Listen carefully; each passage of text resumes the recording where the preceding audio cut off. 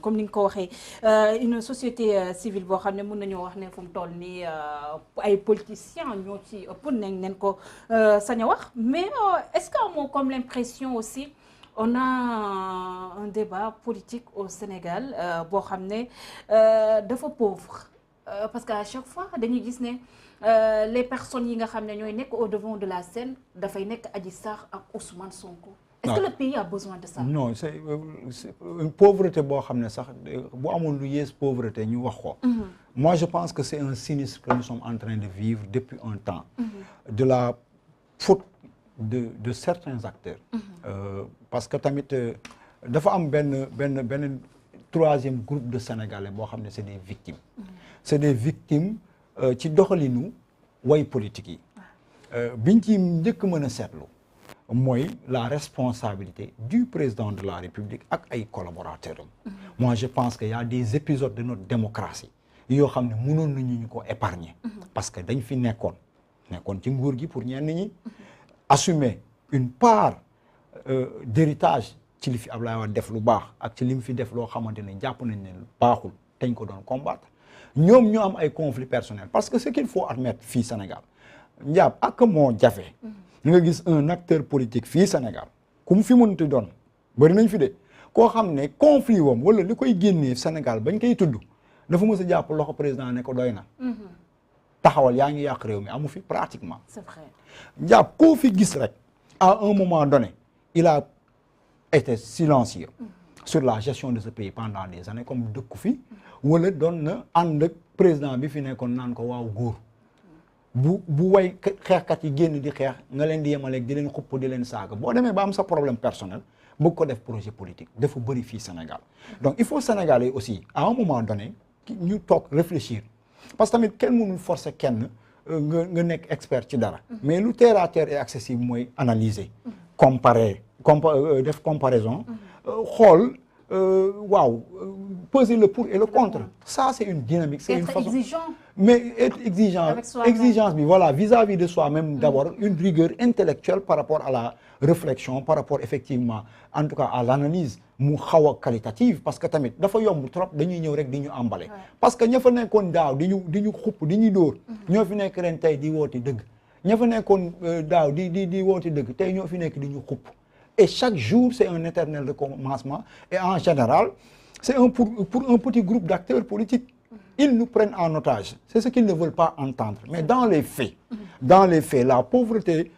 en tout cas, de ce débat dont vous parlez, mais c'est un fait. Parce que dañu am état boo xamante ne à un moment donné bi nga jugee ci opposition bi malgré li nga fi jot a def yow le président de la République Macky Sall je pense que amoon nga ay mission parce que deux dimensions le fondamentalement pour moi qu'on ait une très bonne gouvernance et une vision politique pour que le Sénégal puisse émerger am na foo xamante ni xupp ko fa dafay jafe parce que tey jii buñ la fale jox la les moyens jox la les prérogatives constitutionnelles et institutionnelles pour nga jiite réew mi am na loo xamante ni kenn mënu ko tere bu dee yow la nga am say projet jàpp ne que nii ak nii la war a demee ba mën a suqali réew mi après Sénégalais yi dinañ sanctionner parce que des fois on pose le débat de la priorisation xam nga dans les dépenses publiques ndax jëloon alal gii def ko fii pour nit ñi mën a faju mbaa ñu dem école gënu woon di ko def ay stade wala di ko def yeneen infrastructure cela va de soi parce que ku fi nekk rek di nga am say raisons yoo xam ne war nga ko mën a ci teg ci table bi mais au-delà ou bien en amont la problématique fondamentale mooy as tuut gii ñu yor dëkk boo xam ne tu fais plus de 8 000 milliards de dettes du dëgg foogoon nañ ne que le point de départ du président de la République c'est la bonne gouvernance et la transparence comment faire de sorte qu'on puisse économiser lu tuuti lii ñu yor te bu ñu koy redistribuer ñu def ko de manière vraiment pertinente ba pare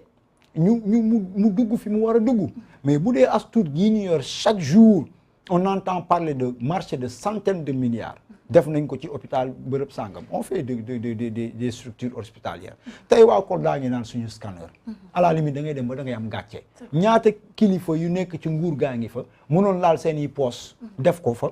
mais boo fa déggee dépense rek ngeen baal ma ci li ma gisagum ay concert lañ fay organiser jël xale yi dajale leen donc moi je pense qu'il y a une irresponsabilité il y a un manque de conscience par rapport effectivement à l'importance de ce rôle qu'ils ont parce que tamit jàpp nit dafa fort doomu aadama yàlla da ko fonk dañu am ay problématiques sociales yu ñu dépassé bu weer deewee boo fayee loyer doo mën a fay say doom pour ñu jàngi wala boo moytul sa lekk da nga koy taqale ñun ñii am as weer bu dee as tuut sax doyuñu rawatina ay sénégalais yoo xam ne ñi ngi jug di daanu di bëgg a dee alors la tuuti lañ fa yor voilà boo mënul régler problème mu sénégalais yi au moins nga am taxawaayu kilifa ba nga xam ne seen xel dina dal ne que as tuut bi fa mu war a dugg na fa te kenn jéemu ko luubal boo ci bëggee boole di utiliser nos institutions ñu lay jiiñ suba ngoon que tu utilises les institutions de la République pour combattre effectivement des adversaires politiques mais tu ne comprends pas le pourquoi on avait porté ce combat contre Abdoulaye Wade et son régime surtout que toi tu as été comptable des méfaits de ce régime-là donc pour man fi ñu tàmbalee mooy président de la République gis nga COS M23 dafa bu ma nee pionnier rek la am na lu tax le premier acte bi ñu gis ci le président Macky Sall mooy bi ñu indiwaatee Aminata Niane APIX parce que nit day analyser rek moom ak ñoom Karim Wade ñoom doon collaborer ñu jàpp Karim indil ko problème tëj moom ñu jël ko def ko ministre conseiller spécial on s'est demandé pourquoi elle était redevable sur 100 millions yu ñu ko jiiñoon le président il nous dit avec beaucoup de mépris man la Sénégalais yi fal man maay fal ku ma neex et ça nous rappelle li Abdoulaye Wade waxoon ñoom Moustapha Niasse bi ñu commencé di contester et depuis lors il y a des actes très forts qui ont été posés en termes de malgouvernance et malheureusement tey am na ay acteurs de premier plan premier adversaire du président de la République jamono jooju Macky Sall di def loolu ak nguuram gu bees ñoom ñëpp dañ noppi woon parce que ñoo bokkoon attelage bokkoon seen gagner ensemble gouverner ensemble pourtant ñun tekkiwuñ dara ci réew mi. vous parlez de Khalifa Sall. bon Khalifa ak ñeneen ak ñeneen ñoom Idriss Seck ngi foon ñoom Tanor a ngi foon ñoom Moustapha Niasse a ngi foon ñoom ñëpp a ngi foon mais li ñu indi woon ñoom sax comme perspective alternative moo doon les assises nationales mais kenn ci ñoom sax défendre ko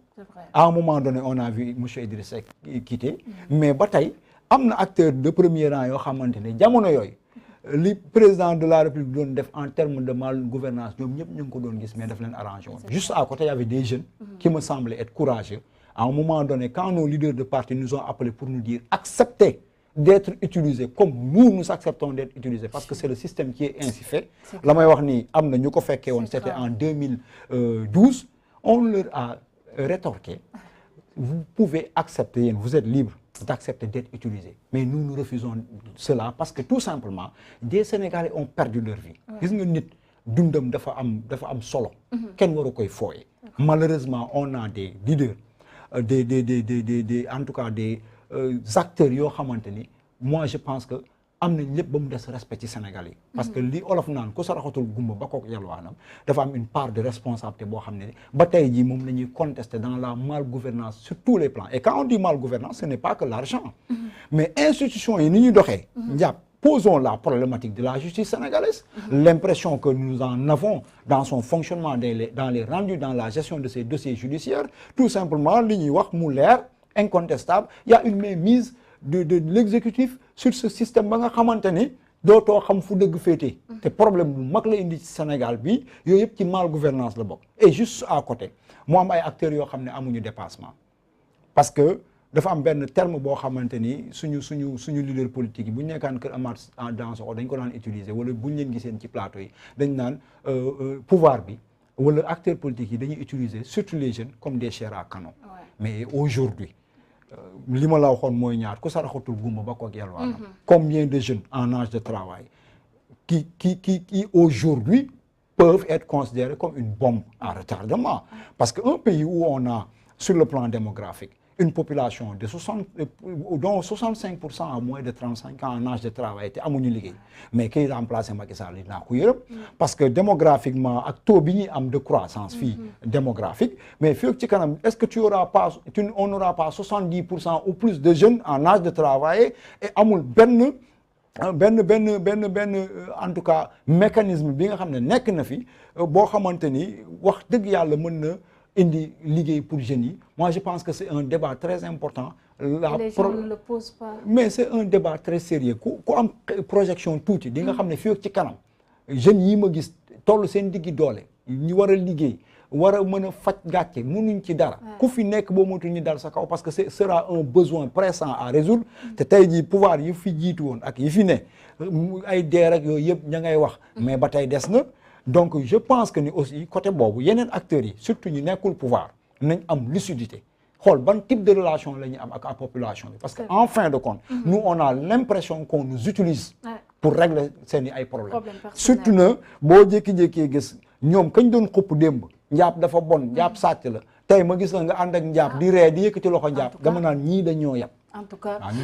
Abdourahmane li ngay wax c'est tellement vrai par rapport à la population sénégalaise surtout les jeunes des fois damay dem des quartiers reculés de Dakar dama naan finalement nous ne sommes pas 16 millions mais on est plus de 20 millions sax d'habitants. On peut se dire parce non, que on peut se dire surtout les jeunes aussi da nga naan finalement lii est-ce que du bombe à retardement aussi pour mais il y a partout dans le Sénégal foo dem tu as la même impression moi je voyage un peu partout dans le pays mais localité boo dem Kolda Ziguinchor quand tu vois ces masses jeunes génn tu as peur la banlieue est un peu partout et ce qu'il faut admettre c'est d'une part état bi man du ma ne defuñu dara mais les résultats tardent à venir ndax fa ñu war a jël xaalis ni war def ko fa pertinemment ñu ngi ko fay def genre très fort beneen bi mooy la demande est très élevée quelle vision la ñu war a mën a proposer parce que loolu buñ ko réglé wul du baal kenn pour man problème bi gën a doy waar Sénégal mooy jeunes yi nga xam ne liggéeyuñu nekk ci soxla mënuñu faj soxla mënuñu amul njëriñ seen waajur te mënuñu xaar kenn donc moi je pense que ni loolu rek laaj na ay réflexion peut-être que acteurs politiques yi ku nekk am nga ci sa projet mais la may bañ mooy ñu leen di utiliser tey jeunes ñi dañu liggéeyu leen état bi def leen lii suba ñu taxaw mu ne këtt na jot ñu poñe la parce que du problème bu ñu fa y a des problématiques parce que ce qu'il faut admettre dans ce que nous faisons et ce que nous disons tous les jours yàlla xam na ni am na côté boo xam ne président de la République mi ngi fay liggéey qu'on le veuille ou pas am na côté yéenoo xam ne daf fay faillir qu'on le veuille ou pas mais l'essentiel mooy y a des problématiques fondamentales ci dimension sociale bi li jëm ci mbirum santé c'est une problématique qui est là les agents de santé ñi ngi dem grève dem ñetti fan yi passé dañ grève semaine passée dañ grève dañuy grévaat boo duggee ci l'hôpitaux yi ba may liggéey hôpital Fann ak feneen a ca des le service de qualité n'y est pas nañ koy doon xaaree d'ailleurs on a même un projet sur lequel on travaille depuis daaw léegi ñu finaliser ko mooy l'humanisation du secteur de santé ñiñ fay fekk xam ne ay doomu aadama ñoo leen fay fekk jox leen cër bañ leen war a jox donte nag am na ay efforts yu état bi def mais it ña fay liggéeyee ñu xam ne que peut-être des fois blouse la ñuy sol rek mais ay doomi sénégalais la ñoo xam ne dañu am soxla kenn ci man moi j'ai fait 20 ans dans ce système problème bu nekk xam naa ko fa mais njàpp ni gars yi di jaaxlee pour joxe dépense dama koy jaaxle ni ñëpp problème yi gars yi di am yëpp dañ koy am te bu ñu la fekkee fa ngay liggéey la nga war a def da nga ko war a def parce que dañ lay fay beneen bi mooy ay doomu aadama dañ leen war a ormal mais li ci ëpp solo mooy yan effort dëgg parce que tey jii nga nekk Kolda am problème ñu war la évacuer ba Ziguinchor pour un scanner alors que gars yi ngi fii yor xaalis boo xam ne buñ xaymaa dëgg du seen xaalis c'est vrai xaalis bi nekk seen poste ces leaders politiques combien de leaders et j'en profite c'est un plaidoyer ñoom Malick Khrouchtchev lañ tudd c'est des activistes ñi ngi def liggéey bu rafet mais dafa mel ni dañ dem ba sax autorités yi am kersa parce que même les travailleurs génn nañ ci mbedd bi pour un scanner li fi état bi di tabax yëpp ci ay infrastructures ñëpp a ngi dégg scanner pour la région de Kolda déjà amuñu sax loolu nu mu tudd gynécologue bu régulier sax amuñu ko mais ñoom Mame Boye ñu nga fa ñoom Bibi Baldé ñi fa ñeneen ak ñeneen moi je pense que ni la ngeen di jël di ko jox xale yi ci loo xam ne buñ ko lekkee mu jeex ak yeneen ak yeneen ngeen jël def ko ci nit ñi ñu faju ça c'est primordial beneen bi mooy emploi jeunes yi nañ ci taxaw ak vision ak taxawaay xool yan perspective moo mën a nekk pour dimbali xale yi ñu liggéey mu dëgg ci ñun que ñu nekk di leen utiliser saa yu ñu leen soxla xam nga def leen benn bétail politique wala une clientèle politique boo xamante ni à compte-gouttes di nga leen fajal ay soxla yoo xam ne duñ ci samp garab mukk dañuy dépendant rek ci acteurs politiques yi et à un moment donné il faut que ces jeunes il faut que ces Sénégalais surtout ceux qui sont apolitiques prennent conscience d'un enjeu fondamental fan la Sénégal jëm man de ci li ma dese j'en profite je quitterai la COS M23 j'ai fait 10 ans et par principe on ne peut pas aller au-delà de 10 ans mais li ñu dese ci énergie li ñu koy xeex mooy mettre en mal et je l'assume je pèse bien mes mots mettre en mal les populations sénégalaises avec les acteurs politiques véreux. Parmi ces acteurs politiques il y en a de très valeureux. nañ leen nangul am na ci ñoo xam ne am nañ ay taxawaay bi war mais débat bi ngay wax nii li dévalorisant bi fi am pauvreté bi am ci débat bi mënuñu nekk débat wu saaga Ousmane Sarr xawma Ousmane Sonko Adji Sarr tëjal diw ubbil diw état bi di utiliser justice bi acteurs politiques yi di ñu manipuler dañ cee doyal te kooku sénégalais bu ne war nga mën a conscient laaj sa bopp mais man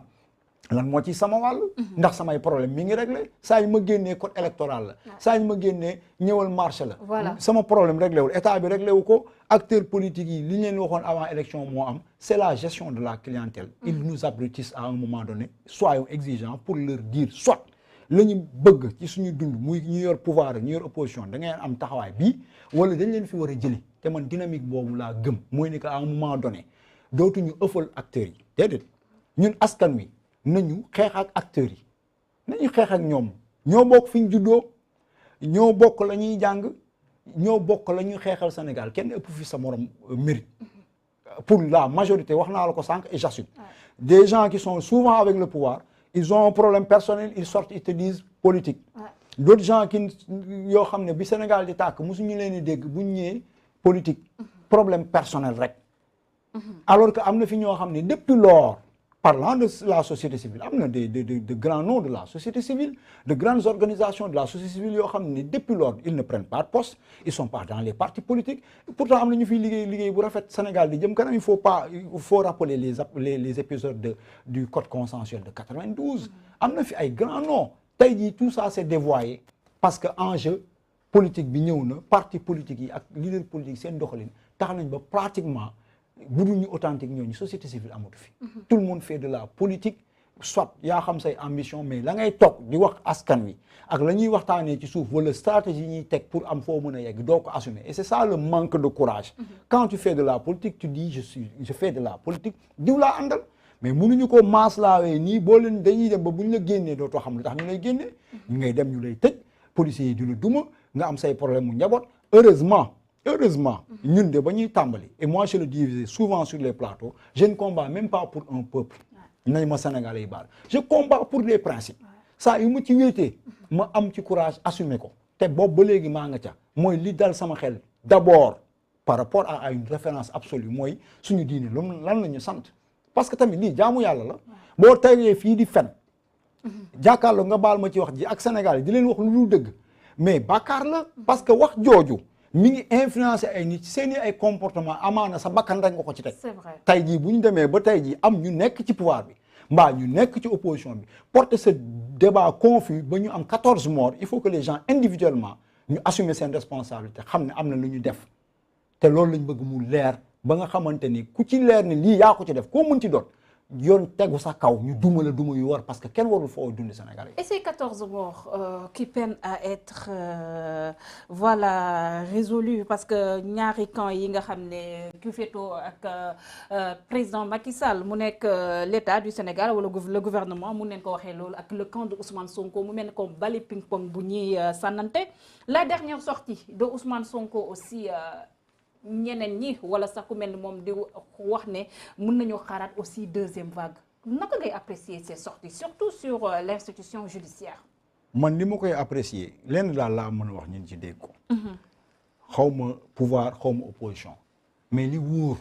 mooy le peuple ne doit pas accepter d'être victime de cette deuxième vague on en a assez. C'est vrai. Ça c'est la réalité. xam nga lu mën a ne. mooy ñu wër dëgg. la COS M23 c'est la même période def na at man nekkuma fi woon mais via le net ñi ngi doon waxtaan ba def suñu communiqué y a eu un événement bu fi xew bett ñëpp diggante ñaari doomi Sénégal kenn ki mi ngi tudd Adji Sarr dafay wax lu dul dëgg dafa am ñu mu complot mën na ko nuru mais wóoruma am na loo xam ne fekkewuma du dëgg am na keneen ku ñuy tuddee Ousmane Sonko dafa am luñ ko jiiñ te su suñuy ay texte la ñu wax mooy bépp doomi Sénégal loolu la constitution wax mu nekk ci code bi code pénal ak code de procédure les gens ont le droit d'aller porter plainte de se plaindre au niveau des institutions habilitées da nga ne dañ la violer wala dañu sàcc sa portable demal porter plainte prouver ko bu dee prouver ko la nga doon wax du dëgg am na lu yoon prévoir pour ñu dal sa kaw mais am nga sañ-sañ bi autrement dit Adji Sarr est est une citoyenne sénégalaise qui a le droit d'aller se plaindre de fait yoo xam ne daf ko collé monsieur Ousmane Sonko dëgg la am du dëgg texte yi dañ ne am na sañ-sañ bi après dañuy seet ndax dëgg la am du dëgg mais elle a le droit donc elle a le droit d'aller se plaindre de cette situation bi nga xam ne moom la def ay allégations beneen wàll bi Ousmane Sonko c'est un citoyen sénégalais boo xam ne texte la mu wax mooy lu njëkk mooy il jouit de la présomption d'innocence jusqu'à preuve du contraire jàpp nañ ne que Ousmane Sonko deful dara du question faral ko apprécier ay yenn information officieuse yi non le droit a dit que il jouit de la présomption d'innocence c'est-à-dire li ñu koy jiiñ defu ko loolu lu leer la beneen ba ca des mooy dafa amoon procédure bu ñu war a respecter pour lever son immunité parlementaire pour mu dem wuy ji yoon ba ca tegu mooy te suñu communiqué bi ñu bindoon moom la ñuy assumer ba tey mooy ni que Sénégal tàmmal nañ ñu état di utiliser justice pour dal ci kaw ay adversaires politiques et on peut citer à la pelle des exemples loolu moom c'est une réalité indéniable maintenant les gens sont légitimement préoccupés par rapport à l'issue en tout cas de ce mélo est-ce que dañu war bëgg utiliser benn dame bu ñuy wax Adji Sarr pour yàq carrière Ousmane Sonko làq ko jant bi mën na ne et il y a un rapport de force il y a un combat qui doit être mené sur l'espace public mais que pourvu que ça respecte les règles parce que ce problème pour nous c'est un problème très sérieux parce que bu ñu demee ba ne fukki nit ak ñeenti dee nañ ci c'est un problème sérieux et les gens n'en parlent plus en fait non parce que xam nga ce dossier fait peur à tout le monde les gens ont peur d'aborder ce dossier comme il se doit te dañ waruñu koo mën a ragal parce que wax nañ fi traité nañ fi lu ne c'est un dossier boo xamante ne à notre sens nous au niveau de la COS M23 dañ jàpp que ne c'est une demande sociale que pour mu leer il faut mu leer parce que tamit la tëjoon suñu communiqué mooy amul ma sàmba amul ma paate la ñuy topp nous sommes dans un état de droit quel que soit ton statut nga tudd Abdourahmane nga tudd Macky Sall nga tudd Ousmane Sonko yoon tëral na ne que boo tooñee da nga tu es justiciable da nga war a dem wuy ji mais Abdourahmane dogguma la sax vous êtes communicant man je suis communicante aussi mais si dossier bi est-ce que yaakaaroo les deux camps ñoom bëgg neen dem justice aussi waaw bu ñu bëggee bu ñu bañul parce que tamit comme ñoom ñu ñaari camps yëpp justice on fait la double lecture voilà xam nga ou bien une deuxième lecture de tout ce qui se dit ñun dañ jàpp ne moo tax mu am un troisième camp pour ñun dootuma wax sax vis-à-vis de Adji Sarr pour ses droits wala vis-à-vis de Ousmane Sonko pour ses droits mais il y a des Sénégalais yoo xam ne ils sont affectés par la situation tous ces troubles qu'on a connus ñu yàqate dëkk bi. fukki nit ak ñeenti guerre médiatique la ñuy def de. non dafa war a dem dañu war a àtte dëgg xam nga lan moo ci gën a garaaw. am na ñoo xam ne jàpp nañ ne que dañu complot Ousmane Sonko. nous on aurait aimé qu'il ait l'opportunité de prouver ça parce que s'il est prouvé que ne Ousmane Sonko dañ ko comploter mais dinañ gën a yomb sax ñu am une part de responsabilité bu ñuy affecté Adji Sarr. mais quand Mimi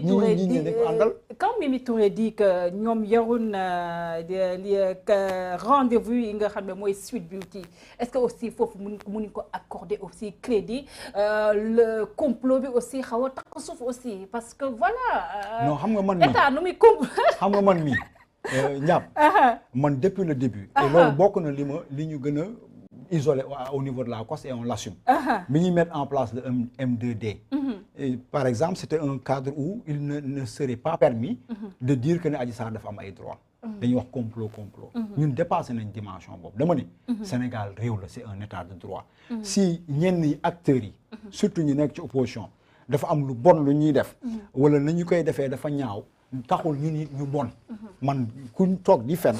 wala di manipuler Sénégal yi c'est pas parce que dañ koy def que man je vais faire la même chose moi j'ai ma conscience man lu ma gëm laay wax ñun au niveau de la COS M23 xam nga lan la c'est un dossier de justice boo xam dañ ko war a épuiser dans les règles de l'art fa may nangulee Ousmane Sonko mooy li ñu fi jot a xam yëpp ci yi ñuy gérer dossier